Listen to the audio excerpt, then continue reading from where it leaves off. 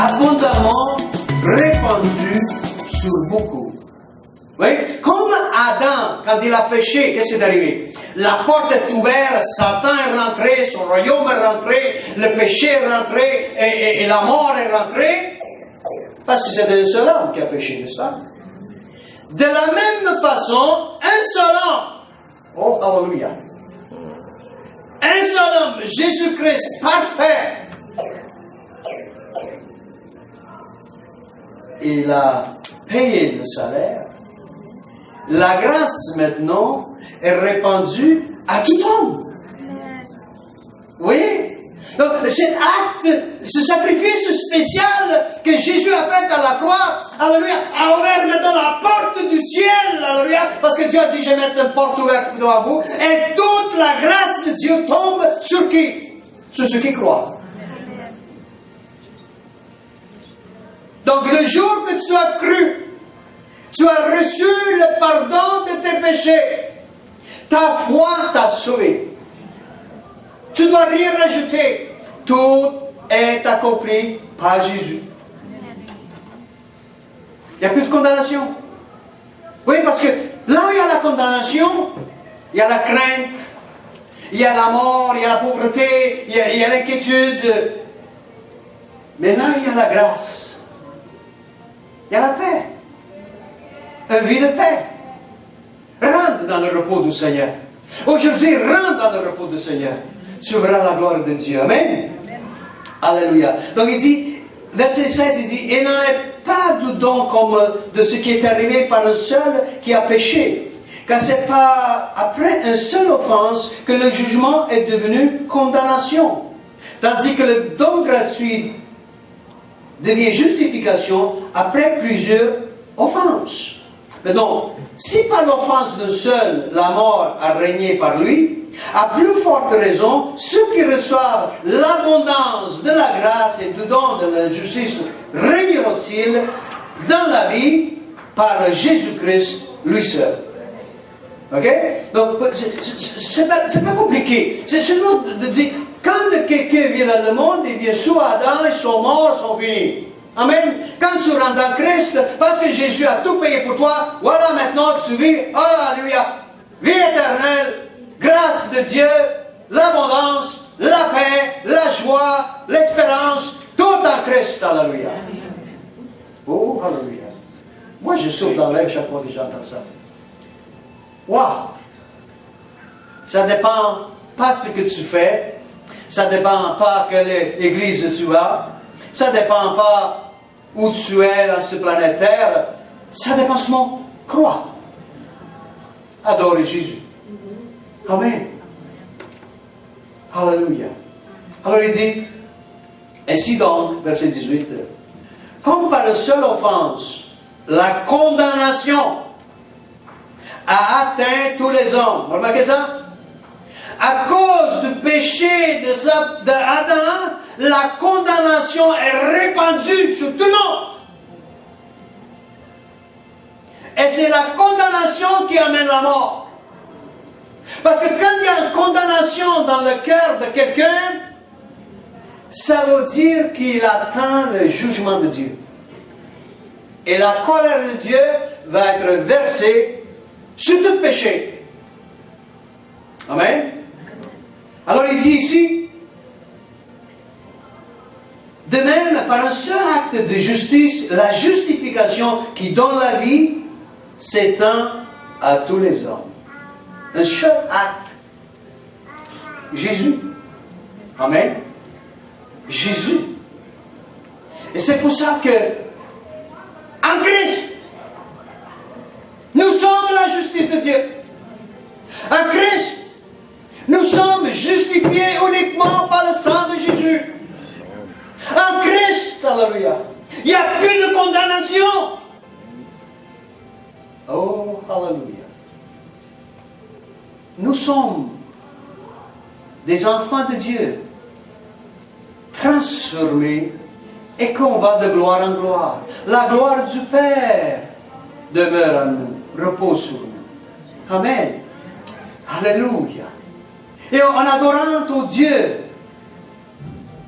lui, dans sa justice, il nous délivre. Alléluia. Par ces meurtrissures, nous sommes déjà guéris. Ce n'est pas question que Dieu doit faire d'autres choses pour qu'il nous a déjà guéris. La manifestation vient à son temps, mais il n'y a pas de condamnation. Je ne suis pas malade parce que j'ai commis un péché. Le péché est pardonné. Allô? Amen. Alors il dit ici encore maintenant, verset 19, car comme par la désobéissance d'un seul homme, beaucoup ont été rendus pécheurs, de même par l'obéissance d'un seul, beaucoup seront rendus quoi? Oh, hallelujah. Écoute, proclame-le. Je suis juste. Justifié par le sang de Jésus. C'est pas parce que moi j'ai fait quelque chose, mais parce que mon frère Jésus l'a fait pour moi. Oh, hallelujah. Il a répandu dans mon cœur. Il a laissé sa grâce à moi. Oh, hallelujah. Merci Jésus. Dis merci Jésus. Merci. Maintenant, écoute bien. Quand tu confesses la justice de Dieu, pas le péché, là. Le péché, c'est réglé. Arrête de confesser le péché devant Dieu. C'est fait une fois pour tous. Ok? Donc, on continue, on va en avant. On va dans la vie de paix, de joie. Alléluia. Amen. Et le sang de Jésus nous purifie de tout péché. Il n'y a rien qui peut nous garder sous la condamnation.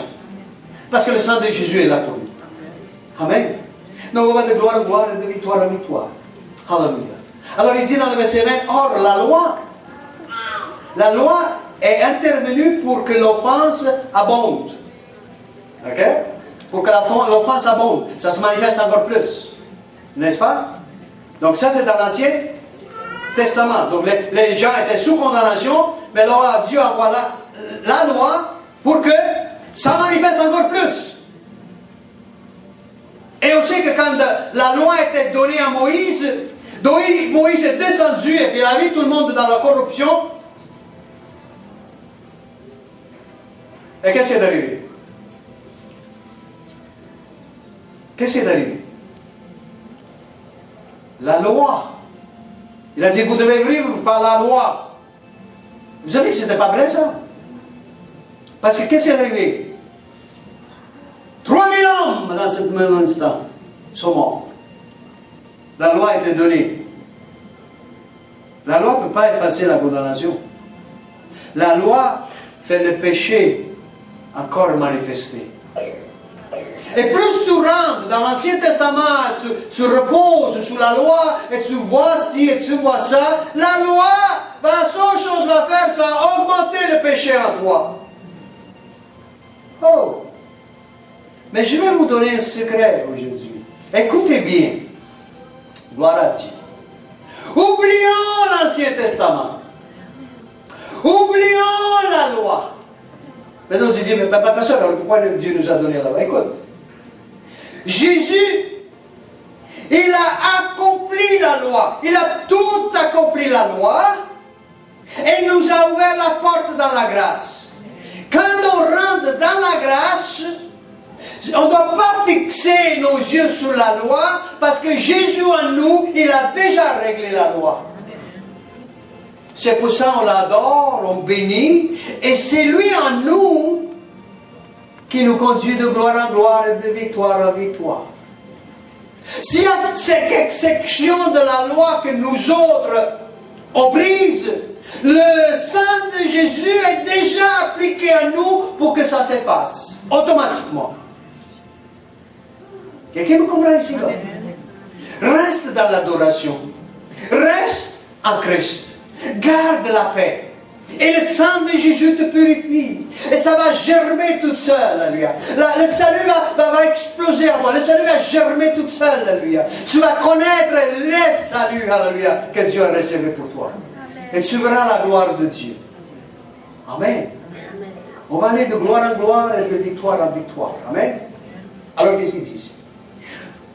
Verset 20. Or, la loi est intervenue pour que l'offense abonde.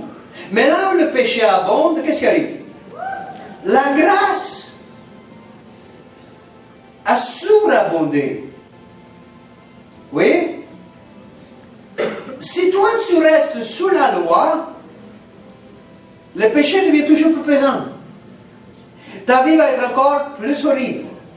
Écoute bien, n'importe quel péché tu as commis, n'importe quelle situation tu es dedans, la grâce est plus grande que ça. Dans d'autres mots, Jésus en toi est capable d'exterminer toute cette puissance qui vient pour te condamner. Mais il faut que tu crois à ce qu'il a fait. La pécheresse, elle a cru que dans la maison de pharisien, il y avait Jésus. Elle avait peut-être entendu parler de Jésus. Peut-être il a vu ces miracles qu'il a faits. Elle a reconnu qu'il est l'agneau de Dieu. Peut-être elle était là quand Jean-Baptiste l'a proclamé. Je ne sais pas. Mais une chose est sûre et certaine, qu'elle a reconnu que c'est Jésus qui ôte le péché du monde. C'est le seul qui mérite toute la gloire. Elle n'a pas pensé à elle-même, elle a seulement pensé à Jésus. Elle est venue adorer Jésus. Aujourd'hui, viens adorer Jésus. Viens au pied de Jésus. Tu n'as pas besoin de rien dire, juste adore-le. Juste donne-lui la place qu'il mérite dans ta vie. Qu'est-ce que c'est cette place qu'il mérite? Il est ton sauveur, mon sauveur. Il a payé pour ton péché et mon péché.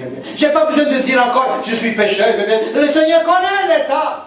Connaît où tu es. Sait qu'est-ce que tu fais. Sait, il connaît. Mais la seule chose, la minute que tu viens en présence de Dieu, tout est effacé. Le sang de Jésus nous purifie de tout péché. Alors il dit ici, afin que comme le péché a régné par la mort, ainsi la grâce règne comment? Par la justice pour la vie éternelle. Voyez? La grâce règne par la justice. Gloire à Dieu. Par Jésus-Christ, notre Seigneur. Maintenant, tournons dans Romains chapitre 8, on va retourner dans Romains chapitre 8, et on va voir un peu, alléluia, comment le Seigneur est bon. Parce que tu es rentré en Christ. Tu es en Christ. Et beaucoup de chrétiens, faute de connaissance, ils se font frapper par le diable. Ils sont là, toujours en train de marcher tête bas, et prie pour moi, et fais ça pour moi, et sans comprendre que la grâce me suffit. Aujourd'hui, la grâce ne suffit. Regarde ce qu'il dit dans Romains 8, le verset 28. Il dit, nous savons, du reste, que toutes choses concourent au bien de ceux qui aiment Dieu. Toutes choses, dit toutes choses. Donc, toutes choses est toutes choses, n'est-ce pas? Dans n'importe qu'est-ce que tu traverses dans la vie, toutes choses concourent au bien. Pourquoi? Parce qu'on aime Jésus. Tu aimes Jésus? N'importe qu'est-ce que tu traverses, c'est pour la gloire de Dieu. Pense. Parce que Satan va venir te condamner avec ce que tu traverses. Satan va te dire, regarde qu'est-ce que tu as fait là, et regarde qu'est-ce que tu as fait. Tu vas dire, non, je regarde qu'est-ce que Jésus a fait pour moi. Alléluia. Alors il dit, toutes choses concourent au bien de ceux qui aiment Dieu. De ceux qui sont, quoi? Appelés selon son dessein. Appelés. La parole est sortie dans le monde entier. Tous sont appelés. Viens aujourd'hui. Tu es appelé, alors tout ce que tu traverses, c'est pour ton bien. Viens, car Jésus a déjà payé pour tous tes péchés. Oui, tu peux applaudir le Seigneur. C'est bon d'applaudir le Seigneur. Il n'y a personne d'autre qui mérite des acclamations que Jésus. Amen. Donc il dit ici, car ceux qu'il a connus d'avance, il les a aussi prédestinés à être semblables à l'image de son Fils. Afin que son Fils soit le premier-né de beaucoup de frères. Oh, alléluia. Donc il a prédestiné tout le monde à être sauvé en Christ. Jésus, c'est le premier. Le premier qui se présente devant le trône du Père. Est saint, irréprochable. Et il présente son sang. Alléluia. Et il dit ça, c'est le sang parfait, alléluia, qui ôte le péché du monde, alléluia. Et donc le Père a regardé cela et il a dit, gloire à ton Seigneur. Il prend le sang maintenant et il le jette dans la création. Et la création entière est purifiée par le sang de Jésus. Crois. Et tu vas être transporté dans la nouvelle création. Création où la justice règne. Création où la paix règne. Création là où la lumière de Dieu. Tu vas sortir des ténèbres et transporter